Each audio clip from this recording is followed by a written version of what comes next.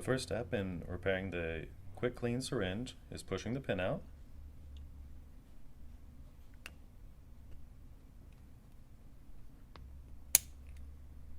And hold the buttons down. Pull the pin out the rest of the way.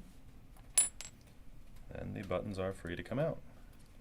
You notice that one, the spring already fell out. We'll take our new button, give it just a little bit of lubricant on those O-rings, quick smear around, and it's ready to go. Then we'll take our new spring, and it goes large end down.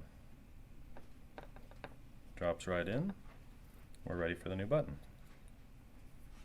The button goes in, push them both down, take our pin, push it back in, and then push it down flush.